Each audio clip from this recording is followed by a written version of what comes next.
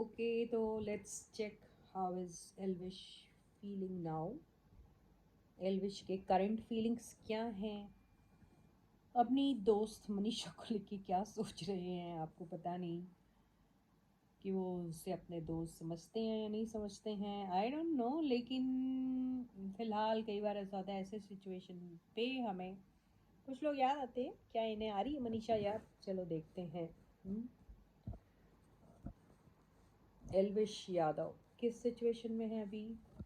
Okay, तो ये उन सारे लोगों के अंडर में हैं जो बहुत हाई अथॉरिटेटिव पोजीशन में बैठे हुए हैं। बिल्कुल काम एंड कंपोज दिख रहे हैं। ऐसा नहीं है कि वो कुछ घबराए हुए हैं या उनके दिमाग में कुछ खुराफात चल रहा है, बिल्कुल नहीं। बिल्कुल ही ऐसी ऐसी जगह पे है जहाँ शायद वो अपने ईष्ट को, अपने भगवान को याद कर रहे हैं। ऐसा भी हो सकता है अपने कोई मेंटोर कभी कोई होंगे उनके, तो उनको याद करने की कोशिश करें, उनके प्रिंसिपल्स फॉलो करने की कोशिश करें, ऐसा भी हो सकता है। ओके, या फिर भगवान जी को याद कर रहे हैं वो। डेथ, तो उनको ऐसा लगता है कि ज़िंदगी में बहुत सारी चीज़ें हैं जिसकी एंडिंग करना बहुत ज़रूरी है, क्योंकि उन चीज़ों की वजह से शायद ज़िंदगी में कन्फ्यूजन आती हैं या प्रॉब्लम्स आती हैं, तो अपने अंदर एक मेजर ट्रांसफॉर्मेशन लाने के बारे में वो सोच रहे हैं।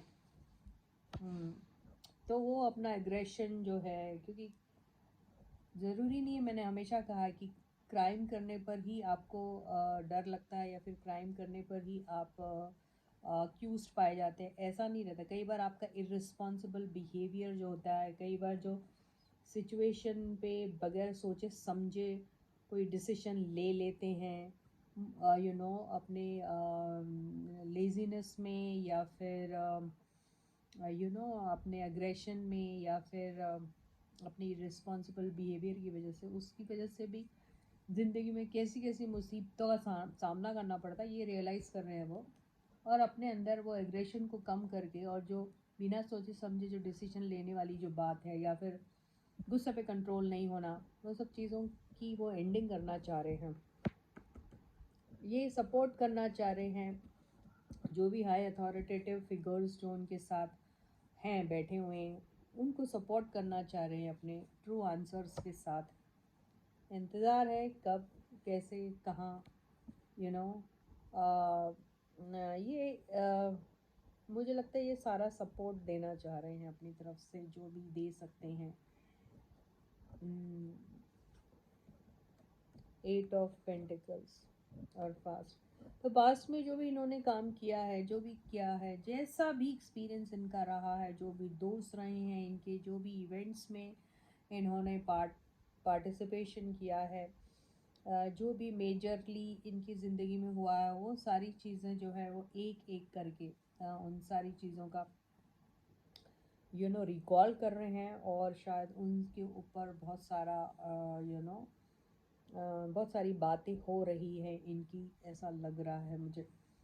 ओके, और इन्हें ऐसा भी लगता है कि इन्होंने जो भी कुछ किया, कौन कौन सी चीज़ों पे बहुत ज़्यादा फोकस थे, वो उनके लिए फ़ायदे की रही नहीं रही, ये सारी चीज़ें जैसे एनालाइज करने के बाद उन्हें लग रहा है कि अगर वो उसकी वजह से आज वो इस सिचुएशन में हैं, तो उसकी मेन वजह उनको यही लगता है कि विदाउट थिंकिंग जो आप अपने ज़िंदगी में चीज़ें कर जाते हैं, एग्रेशन में, जहाँ पर अपने गुस्से पे भी कंट्रोल नहीं होता है, ज़ुबान पे भी कंट्रोल नहीं होता है, वो चीज़ें शायद गलत थी।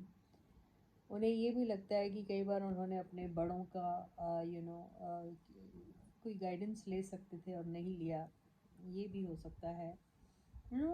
उन सारी चीज़ों को वो सोच रहे हैं कि अब उनके अंदर ये सारी चीज़ें का कुछ चीज़ें जो नहीं करनी चाहिए उसकी एंडिंग, और जो करनी चाहिए उस वे में अपने आप को ट्रांसफॉर्म करने के बारे में वो सोच रहे हैं। राजसफल मनीषा को याद कर रहे हैं, तो यस, उनको मनीषा की भी कई बातें याद आ रही है, ये फ्रेंडशिप उनके साथ जो भी थी याद आ रही है उनको। तो कैसा फील करते हैं मनीषा को लेके?